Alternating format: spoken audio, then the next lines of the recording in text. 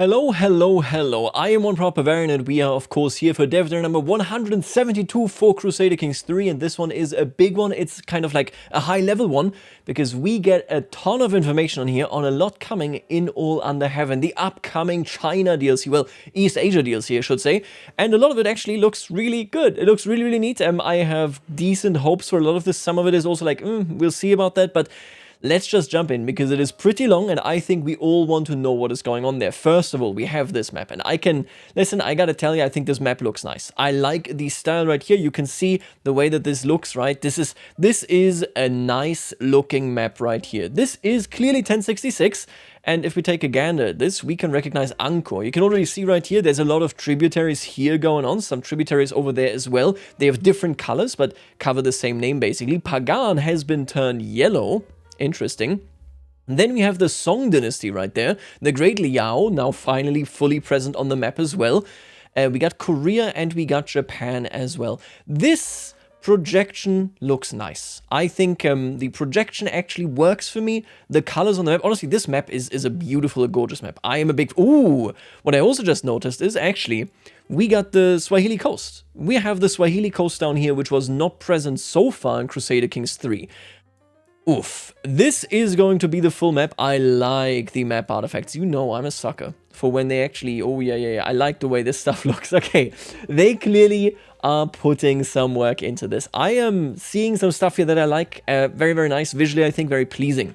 Let's move on from this though, because, well, yep, cool, that's a map. Let's talk about mechanics. What we have right here lets us shine some spotlight on some of the most interesting states of the time period, such as Tang and Song China, Heian Japan, Angkor, and many others. I'm assuming it's Tang actually, right? Anyway, with All Under Heaven, we want to not just add the missing parts of the map, but also fill it with a living world of the past. The goal is that the new part of the map should feel like an integral part of the game. This means new governments with their own features, but it also means things like special buildings, new cultural traditions, and visual variety. East Asia will have its own look with event illustrations, clothes, ethnicities, holdings, throne rooms, artifacts, and much more. This, and it cannot be overstated, is a huge project, which is why I'm personally tempering my expectations. Fundamentally, I'm not that interested in it, nothing against it. I'm a big fan of it coming. Listen, if it is coming, it's coming, but obviously I would have preferred other things fundamentally. What it does mean though is that even whether you preferred other things or not, this is more than they've done in any other expansion. Normally you might add like cultural traditions, or they added the culture shifting, the hybridizing stuff, that kind of stuff. No, this adds that and like 15 more things like it. Let's hope that they nail it, but that's tough. Obviously, and they are stressing this right here, this is all work in progress. Makes perfect sense. Let's first talk about China.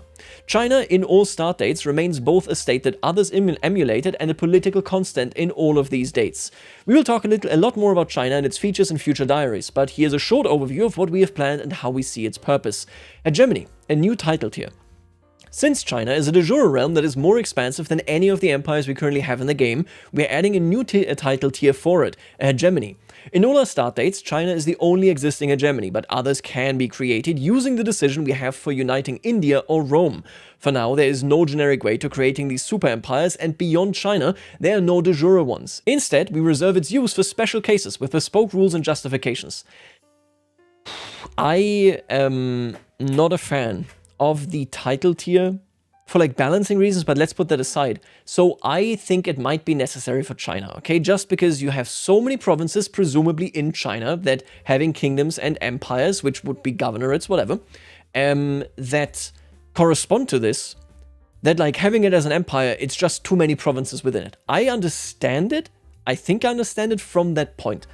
I more am like, the moment you make Rome a hegemony, like, it's like, the title empire decidedly had like a pointed characteristic in Abrahamic religions, in Islam, but also in Christianity. This comes down to for Christians, it's about eschatology, it's about the four kingdoms, and for Islam, of course, it is about the Ummah being unified in one caliphate. If we now do a hegemony, it's like, we really just are saying goodbye to that concept, basically. That medieval concept plays no role in the game anymore on like a spiritual level. Gameplay-wise, I'm okay with this, plus highly restricted other cases of hegemony.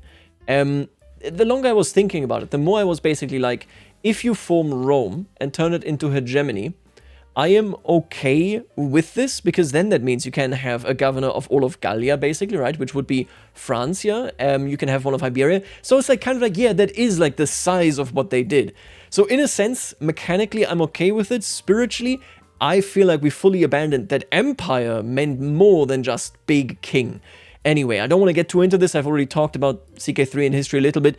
I like that it is restricted like this, and I think I agree that it probably is actually necessary for a country like China. That is a big, big set of titles. Let's talk about their government. Celestial government and merit. China was a bureaucratic state, and though it differed a bit depending on era, positions in government as well as in provincial administration were largely given to career officials based on their perceived merit. Thousands would take the imperial examinations in order to start their career in public service, leading to possibly the most well-educated government apparatus in the world. In all under heaven, the hegemony of China has a special type of government called the celestial government. It builds on the administrative government introduced and rose to power for the Byzantine Empire. Househeads and governors are playable and can build up influence and acquire positions, while families have a domicile representing their permanent power base that they can build up over time. When the Byzantine governors are solely appointed based on spending influence, however, the Chinese system relies more closely on merit. Merit is a value that you build up during a lifetime in public service, through serving in important jobs and taking good decisions. Merit cannot be spent like a currency. Instead, it is how you are compared to other applicants for any position. A high merit score might mean you can become a circuit kingdom tier governor, or even a minister in the central government. Merit does not replace influence, since influence can still be earned and spent for more underhanded uses, even in a celestial realm. So I'm fundamentally worried about the fact that we have yet another government where you basically sit down and you say, okay, we are based on estates. It's very important that you have estates, because there might be a period where you sit down and you're like, I don't have any governorship, or I want to retire from one, I just want to relax. And if you're not a househead, then you don't get one. Yes, you can probably create your own house, but it's like, why can't I just sit at my family? Right, I think that could be problematic gameplay-wise, just because of how much longer and how much more isolated this kind of gameplay process is for China. In the Byzantine Empire, it's very easy to leave that behind, to become feudal, to become whatever, a more permanent governor. That doesn't seem to be the case in China at all, and with that in mind, I'm like, I really wish they had just designed this slightly differently. Other than that, I like merit. I know that there are people out there that are like, we don't need more currencies. It's, no, this is actually kind of nice. You just take legitimacy as a concept, right? How legitimate are you with the way that you are seen there? And you apply this to your skill of course, you know, what you acquire in your examinations and so on. I don't think that's bad at all. You can see right here we get candidate score and we get movement score. They do, I think, talk about movements just a little bit lower as well. You can see that there is salary and that there is, of course, also a treasury actually involved right there. It's interesting stuff. Fundamentally, I think I like this more than I like influence. I've criticized influence in the past where, like, the fact that I manually have to spend it makes me click buttons that I don't click for anything else. Imagine, and then they did it with landless and nomads, but imagine as a feudal ruler, if you had to click a button to resupply your troops every single time, right? Obviously, that would suck. It's just something that happens because you have a balance. Having something that is just there and gets applied to when I take actions rather than me using it for that action directly, I think makes a lot of sense. I like this currency more than I like influence. Obviously, influence is still there, but I wish the spending was basically more similar to this, where it's kind of like a scale. Anyway, in order to ensure a healthy crop of potential administrators at all times, the Empire will regularly host examination activities where the applicants can earn a base merit score, or even a higher one, by demonstrating their skills at the Confucian classics, literary style, and essay writing. I don't know about this one. So you basically have to you have to sit through activities mandatorily to get your skill up, right? I feel pretty not good about that. That sounds boring to me. That sounds like the most boring part of playing in China. You're going to see actually much of the mechanics that we're going to see for China now. I'm like, man, they are nice. This one, doing it via activities, is kind of like, oof. So I have to look out for it. I have to attend. And I will mostly meet there, surely, people that I will never meet again because they are governors essentially halfway across the world in a different part of China. Not too certain about this one. The emperor, on the other hand, can control what skills are prioritized in the examinations by controlling the curriculum when hosting exams. Whatever qualities are emphasized will shape which characters are likely to be able to become governors in the future. Right. I like the general tendency there. I just, like, I get why they're doing it via activities. It feels like the most fitting thing. It's just that like activities for me are something that I do because I feel like the time for that in roleplay has come, or because I desperately need resources and activities give 1 trillion of them. But like it's either one of those reasons, right? I'm not really doing it because I'm excited to see the same hunt events again. We'll see how this plays. Right now, I'm like, that seems to be like the weakest part for me. The Imperial Treasury is interesting. Governors in China will not support themselves using the money from the region they govern. Instead, they will send the funds upwards to the emperor and his central treasury. The emperor then pays out a salary, gold, to the governor, but also assigns funds to the respective treasury of all governorships in the realm. Only gold can be spent on personal expenses, such as building up your family estate, paying for tutorship for your children, and so on. Treasury is what is used for any expense related to governing. This includes things like building buildings, paying troops, or disaster relief.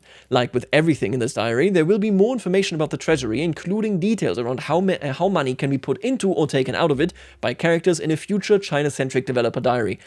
I love this. They actually separate income and then treasury, which they might want to do for the Byzantines as well.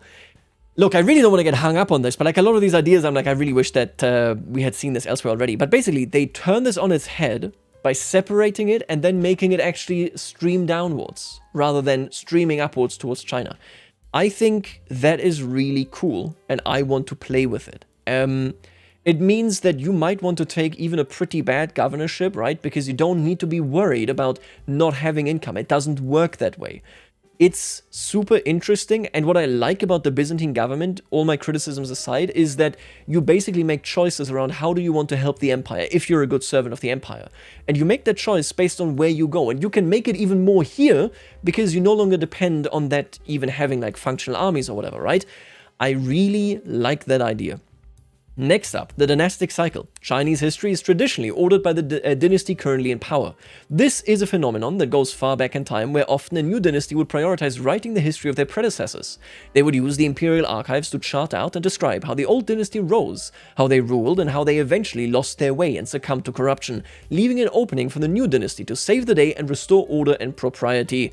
In our timeline, the Tang, once a very successful and expansive dynasty that ruled a vast and prosperous realm, are already troubled by 867. I do like this. I think like having a starting date in a troubled era sounds very interesting to me. About 40 years from this start date, their dynasty would break into a multi-factional civil war known as the 5 Dynasties and 10 Kingdoms era. Eventually, the Song took power and built a new dynasty based even more strongly on the principles of bureaucracy and internal development. The Song were eventually replaced by the Yuan dynasty of Kublai Khan, who ruled a China that was unmistakably Chinese, but also still very Mongol-dominated. The Yuan and other foreign dynasties are often referred to as conquest dynasties due to their different nature, at least initially. I like this art. Nothing wrong with this. If you put some dividers in there in the UI, it looks nice. Nice art. The 2D artists, they're nailing it 24/7. What do you want me to say, right? In All Under Heaven, we have taken inspiration from how the Chinese described this at the time. A dynastic cycle where China can be in a stable era, essentially a type of golden age where it can build its wealth and progress orienting themselves outwards like the Tang, focusing on military expansion and a vast tributary network. Another focus can be advancing the core region with great building projects, economic development, innovation, and a strong bureaucracy, more like the Song or later Ming. Common to both types of stable eras, expansion and advancement, is that they can go on for a very long time. As long as the rulers put the right people in positions of government, protect their subjects from invasions, and act swiftly against natural disasters, they are able to draw on the resources of China to perform great things. The eras come with different possibilities and rules for how to achieve these goals. In this way, China's neighbors will also know what to expect from the neighboring behemoth. Balancing, I think, will be the front and center here. If you say that this can last for half an eternity, I need that half an eternity to be interesting, right? I can't just be running away with it, the escape velocity already reached. I need to be in a position where I can just kind of like go, okay, and now something interesting happens despite the period still being the same. But fundamentally, okay, so we got something to do for the emperor. They basically choose and direct where things go with the exam with this. I can see this, I see the vector. And then we have something interesting for the vassals as well, where they can maybe sabotage it. They can contribute to prosperity by investing, that kind of stuff, right?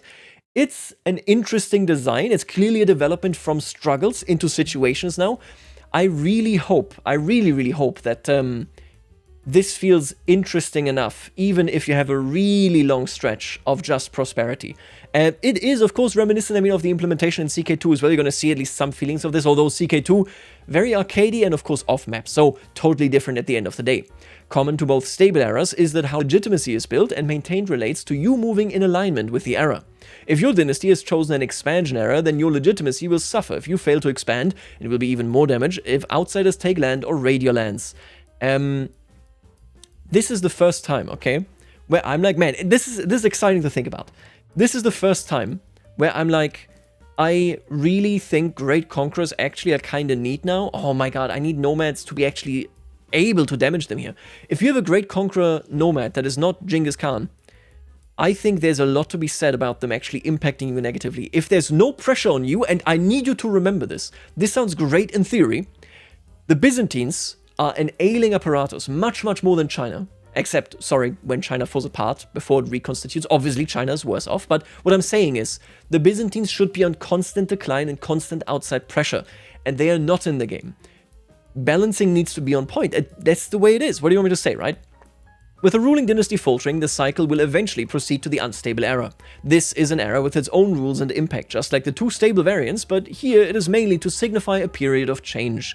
Here, people have begun to question the mandate of the rulers, and every action they take is under close scrutiny. Natural disasters, wars, and other things will be viewed in a much more negative light, especially if the central government is unable to act quickly on them. Governors will be less selfless and may not take their responsibilities to the center as seriously, instead preparing for their own future. Should the emperor's legitimacy be impacted strongly enough, this era is very likely to slide into a chaotic era, where the ruling dynasty will fracture into a multi-factional civil war, much like what happened in the 5 Dynasties and 10 Kingdoms era. I like this, it comes down to balancing, but at the very least I think there's a fun playthrough in here where you're a governor, you start sabotaging things, things fall apart, you get this funny or this exciting multi-factional civil war, and from there form your new empire, and then you coast into eternal wealth. I think that is a fun gameplay idea that they have there, and I like it. I mean, it's interesting design for sure. Should the ruling dynasty, on the other hand, navigate the unstable era well enough and emerge on the other side, then they will once again enter a stable era and be able to choose between advancement and expansion once more. In the 867 bookmark, the Tang starts in the unstable era, so ideal to bring Hastine over and eat him, right? In the chaotic era, the hegemony of China title is suspended, while the various empires, kingdoms, and duchies in the Chinese realm are splintered into separate realms. These will quickly try to form their own dynasties and conflict with each other. Once a winner emerges, China will once again enter a stable phase, and the new ruling dynasty will be seen to have the mandate of heaven to rule the restored hegemony of China. This will mean choosing a type of stable era, as well as taking some other decisions about your long-term goals, including what capital to use and the traditional name and color to associate with your dynasty. There's much more to be said about the dynastic cycle, including how your bureaucrats coordinate to push for trying to change the current type of era. That has to be the movement stuff, right? Movement power? Yeah, it sounds like it to me. And how it deals with foreign conquest dynasties. But most of that will have to wait for a future diary of its own. I like the concept of this. I want to say I really like this. I think most interestingly are probably the unstable and the chaotic eras, right? Because then you get to like do some more traditional play, you have more warfare, that kind of stuff. I am not convinced by turning it into an activity. I am worried basically that playing in China in a stable era as a governor is primarily you sitting in menus and like slightly upping your merit and waiting for influence to tick up, upgrading your location, right? Your family building, so that you can then just rise and be on top, right? Those are the things where I'm like, that wouldn't be that interesting to me, whereas the unstable and chaotic era very easily kind of signify to me what is interesting about this. I hope that the governor gameplay is very, very engaging. That's all I can really say there, because if you're the emperor, you're the emperor, right? I hope that the emperor gameplay is also engaging, but balancing-wise, I would suspect that you probably are just on top of the world, which is fair enough. I mean, if you become the Chinese emperor, that's kind of where you're going there, right? Balancing. That's really like where I'm coming from on this. Next up, tributaries in China. For the Chinese Empire, tributaries are not at all what they are to the rulers in the steppe. Independent rulers can choose to enter a relationship with China and be legitimized by trappings of authority from China. The tributary is not expected to play any part in China's wars, and China will also not defend its tributaries as a general rule. It will, however, be less likely to be attacked directly. Tributaries can attempt to create a closer relationship with their suzerain hegemon by going on tributary missions. Take note, by the way, how this is kind of generalized, by going on tributary missions to the Chinese court, bringing gifts, goods, eunuchs, and other things to please the emperor. In return, they may receive economic benefits, legitimizing artifacts, or progress towards Chinese innovations. Cool. Sounds like CK2. I love the CK2 system. I think it was neat. I hope that they have something for like Western expeditions as well, right? Obviously, it was kind of, the Western Protectorate was kind of weird in CK2. It was a gamey thing mostly to make gameplay interesting. But I hope that they're interesting bespoke mechanics rather than just me raising an army going there, then that's it, right? Let's move on to Japan. One of the more unique regions of the medieval world is Japan. In our timeline, covering 867 to 1453, Japan is originally a state that is largely inspired by the Chinese way of doing things, with governors who do not directly own land and a vibrant capital in Kyoto.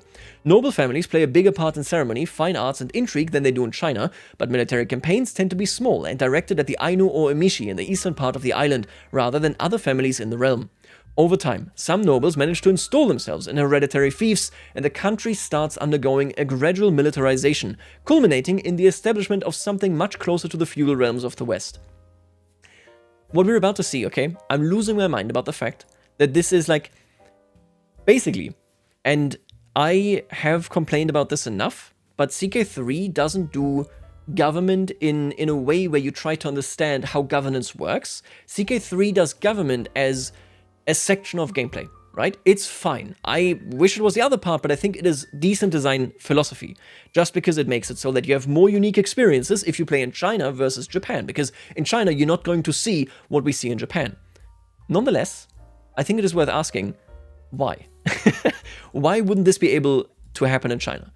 Why wouldn't it be able to happen in the Byzantine Empire? Why isn't this reflected in the early feudal realms of the Carolingian period in 867? Because this exact thing isn't like a unique thing that happens in Japan. It happens when power devolves, when there is an issue emerging around the central authority no longer being able to establish its own will. I like this gameplay system, and I understand that the answer to my question is, because these are just distinct gameplay environments, they're not designing the historical question of governance, they're designing distinct historical gameplay environments. I'm looking at this and I'm like, man, we could have, like, in the Carolingians, we could have that deteriorating bit by bit in the Byzantines as well. It's only in Japan. Okay, fair enough. Soryo and Ritsuryo, two types of vassals in one realm. Unlike administrative realms, where governorships are generally duchies, and unlike China, where they can be any tier, Japanese governorships are generally counties. This means power is a lot more fragmented than it is in other realms. In 867 and 1066, the vast majority of counties are held by Ritsuryo rulers, a government very similar to administrative, while by 1178, most of Japan is ruled by local Soryo lords, more akin to feudal, which again is literally how it works in Western Europe as well, but okay. Ritsuryo rulers use influence to secure appointments and generally don't have strong armies, unless enabled by their house-related bonuses as described below. Soryo vassals, on the other hand, have gained de facto control of a region from the central state and made it a permanent fief. Their succession is hereditary, their armies are stronger, and they can more easily expand militarily to control multiple counties. Soryo vassals can be useful to the empire in times of war, but generally they are a liability, and the Ritsuryo that tries to turn their governorship into a Soryo fiefdom will be considered a criminal. I like all of this. This is great. I like this. I wish it was generalized, generic as a mechanic, but I like this. This is cool, gives you a cool gameplay vector, you can be loyal, you can become disloyal, you can establish yourself as a fief. Cool stuff. I really like seeing this. Cool design. What is also cool design is this. House relations and blocks. The long-term relationship between different houses are now tracked and move along a sliding scale from a great friendship to intense rivalry. Yes! Foes and friends, which is not an awful DLC. I will stand against that opinion that many in the community have. Oh my god, are you seeing this? This looks so different. Oh.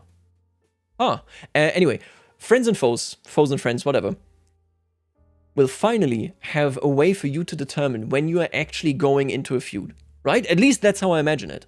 Because if they now have a sliding scale from great friendship to rivalry, a feud should probably fall into the rivalry territory, right? And then you know how to get out of it, by slowly moving yourself towards being neutral again. This is a cool mechanic. I like this a lot. Tracking who your enemies and your friends are, great stuff. Whenever a member of a house takes a significantly friendly or hostile action against another house's member, such as a marriage or a murder, the relation between the houses will change to reflect the act. This still, I swear to God. There's transparency in here, no? And then, like these, look at these mountains. Oh my God, it looks, did we have a different image? Was that already, no, I don't think so, right? I didn't overlook anything. Obviously, we have the different map, which looks nice. We looked at this already. Oh, interesting. Okay. In Japan, houses can also form blocks. These are a group of houses that follow the head of one house, largely based on house relations. A block is a military alliance that is represented on the map, similar to steppe confederations, though with a clear leader and more far-reaching responsibilities. Block members will join the factions and wars of the leader, offensive as well as defensive. This means that when wars break out in Japan, they are not as limited despite the fragmented political situation. Huge. I love this. Instead of needing to interact with everybody individually, forcing them into factions, form a block, interact with the other block leader, get them in, the entire block joins. I like that a lot. I think that is really cool. You can see right here the Setsu Minamoto block, the Taira block. Cool stuff. Oh, and the Taira block's actually down here as well. It just looks like it would get chaotic very quickly, right? Because we got this one here as well. I guess it's like, we got these two blocks. They're huge. I need them to be one color. That's too many colors, man. Anyway, let's talk about the emperor and the Kampaku. In our area, the Japanese emperors had varying degrees of power, but were generally relegated to a more ceremonial role than many of their foreign counterparts. The de facto ruler of Japan in all but name is usually the Kampaku, a bureaucrat who rules on the emperor's behalf. The succession of the Kampaku is determined in a similar way to the Byzantine emperor's acclamation, but with a different set of weights, favoring among other things marriage ties with the imperial family. The emperor, or tenor, still has great ceremonial importance and is playable, but only directly rules his own family manor in all start dates. Like many of the noble families in Japan, he resides in the imperial capital of Kyoto. Oh, look at these mountains. Oh my God. Ah. Very interesting. Okay. Okay, this is him. Kampaku Fujiwara Yorimochi of Japan. He gets, yep, of course, governor capabilities. He has the Tendai faith. This is clearly a placeholder. He is a block leader, it seems. He is allied to what I can only assume is the imperial family. Maybe she is like an imperial family member. Who knows?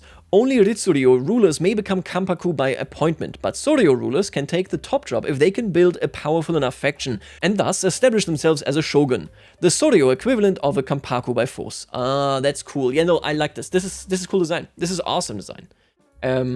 Gives you two ways. You can take control of the country either way.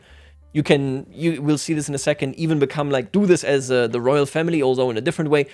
This is great. I love this design. Way more than I like China's. China's is not bad, but I'm like, I'm not sure about this and that. With this one, yeah, if I'm tired of playing the administrative game, I'll settle down, take a fief, start being unruly, right? Neat stuff.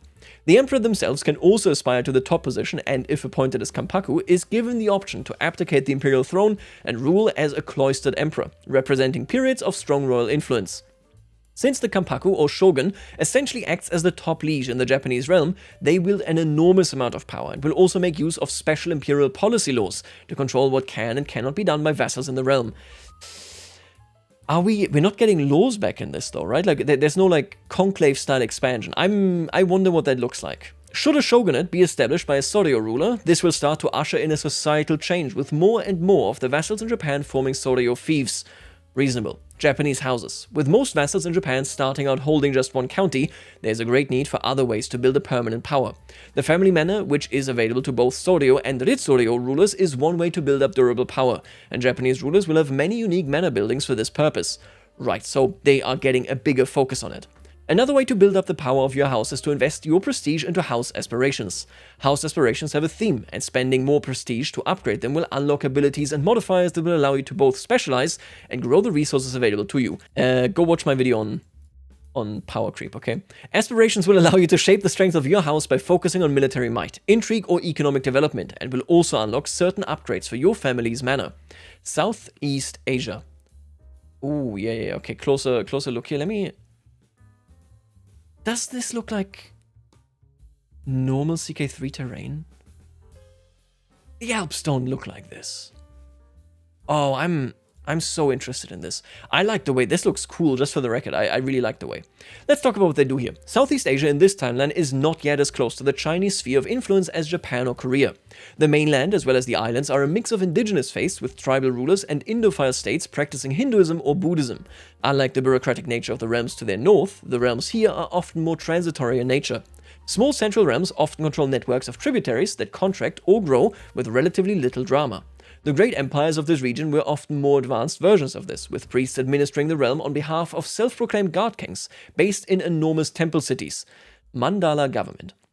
In all under heaven, Buddhist and Hindu states in Southeast Asia will predominantly start with a new Mandala government. This government form initially has a lower vassal and domain limit, and instead relies on its own flavor of tributaries in a greater way.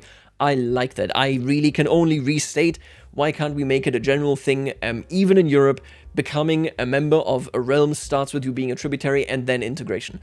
Anyway, I like that they're doing it here, I just wish they also were doing it elsewhere. They can have the new temple citadel as their main holding type, though they can also hold castles and temples.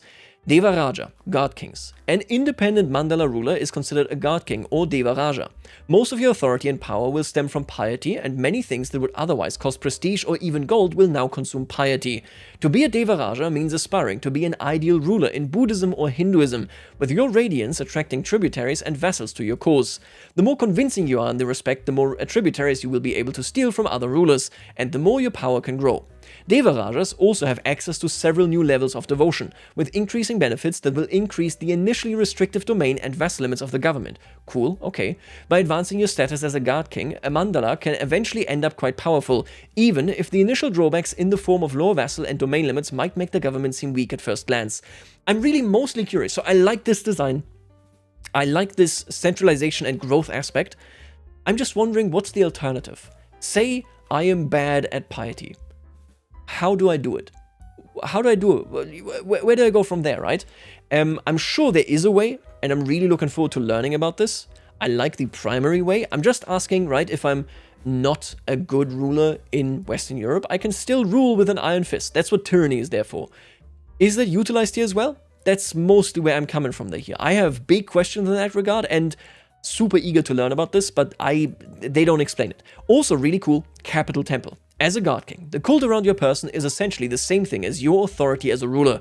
To remind everyone of their power, rulers would construct great temple cities. Complexes such as Angkor Wat or Borobudur still stand today and demonstrated the divine power of rulers by showcasing their power and by providing a ceremonial center for the realms of the God Kings. Capital temples make use of the new Great Project feature to let you, your vassals, and your tributaries invest in the growth of your capital temple. While they are costly, capital temples are their first way in which you can alleviate the domain and vassal limit restrictions of your government type along with many other bonuses. A grand capital temple is also what will make tributaries remain with your heirs, who may not yet be as impressive. I'm so curious about, like, what happens once you max all of this stuff out? Where do you go from there, right? What is the long-term gameplay loop? I do like this government a lot, but I have so many questions about this. The way you build this up is interesting for me, for sure. Let's move on. Let's hope that this is explained in a future dev diary. Deva Raja aspects. Similar to the Japanese house aspirations, as a God King, you will be able to invest piety into developing your personal cult. Focusing on warlike qualities will make it easier. Oh, of course, I overlooked this. To gain piety through wars, focusing on serenity might instead mean you can earn piety through more peaceful means. As an example, your choice of Deva Raja aspect will also decide what benefits you get from having high levels of devotion. Cool. So that's how you do it. Explains it. You choose your path depending on your aspect. Let's move on to additional features in All Under Heaven, Great Projects. As mentioned above, another new feature to this update is Great Projects. This is a way for multiple rulers to pool their resources together to create something. Usually, this would be the vassals in a realm coming together to help fund something like the Great Wall, but it can also be local governors banding together to help push through disaster relief after a natural disaster. Benefits can be both direct, related to what the goal of the project itself is, and more individual, in terms of what the contributors get for helping. A new type of building slot has also been introduced to allow great projects to create their own types of buildings that coexist with special buildings or monuments. Not all great projects relate to a great building or monument, however, though all will have a tangible effect once they are completed. There are a number of new great projects in All Under Heaven. Like with all other features described today, we will talk more about this in the future. Next up, natural disasters. Natural disasters are a type of recurring situation that can strike in known areas. While the disaster impact is over relatively quickly, the situation will linger and center on the rebuilding of the region after something like a great flood. Every natural disaster comes with a related great project, which means multiple characters in the same area can come together to fund the recovery effort. To this end, the projects also come with a number of optional investments that can potentially leverage the situation either for political benefits or lead to rebuilding the area to be more prosperous than it was prior to the disaster. Our intent here is not that natural disasters be a random and extremely punishing blow to your game, but rather something to overcome that can present you with opportunities to demonstrate your skills as a ruler and use it as a possibility to ultimately advance your goals. I hope that this impacts Europe as well. I mean, obviously the entire map. We know that it impacts China in its phases. But in Europe, they did obviously. Listen, if you have really great natural disasters, it is seen as a punishment of God as well. This is an important thing to focus on. It speaks to the legitimacy. I know that with plagues, for example, players are like, it's so unfair. Why am I being seen as like illegitimate if a plague hits me? But it's because God punishes you and your realm because you're illegitimate. That's the whole point of it. That perception is super important, and I hope that that this enriches basically the entire map. Next up, the Silk Road. While China was enormously important in East Asia and its surroundings, for many parts of the world, China's impact was more indirect. We wanted to take the opportunity to include this in the expansion, since it was quite tangible. For millennia, goods and innovations have flowed from China towards the west. Trade is not a feature of all under heaven, but the Silk Road will be visible on the map, and controlling its entrepots will yield economic benefits if China is in an era where it is stable. Another venue that will be open to Western rulers is that travelers to the entrepots of the Silk Road may help spread Chinese innovations to their home realms. Okay, you're not doing trade, I understand it. It sounds very minor. Whatever, it's fine. It's fine to have. I cannot wait for trade. What about the other parts of the map? The diary tries to give an overview of all major features for the expansion, but it also leaves a lot unsaid for future diaries. In the coming weeks, we'll be giving a closer overview of not only the features already described, but also things not mentioned, such as Korea, the Northern Steppe, the tribal states in Southeast Asia, and of course the map itself. Next week's diary, we will start out by giving an overview of the new map, which will then be followed by more detailed breakdowns as we go through the features for each area. I am vaguely positive towards all the features here. I think Japan and the Mandala government are the ones where I'm like, I know for sure just from looking at it that this looks like fun. China, I'm like, since it is as big as it is, I feel like it could be easy to not really build personal relations with people, which is the strong suit of CK3. I feel like it could become very uninvolved by switching governorships, right? I don't like the idea of the activity. Fundamentally, I like the dynasty cycle. I like the concept of this, especially I love the way chaotic sounds. We will see whether stable is engaging from the top and the bottom. I'm super eager to see and learn more about this. I'm going to cover all dev diaries for this just because I want to learn about it. I want to know your opinion. If you know any of these regions and their history, please let me know in the comments as well for things that I'm just literally not aware of. I will leave you right here, and I'll see you later, alligator.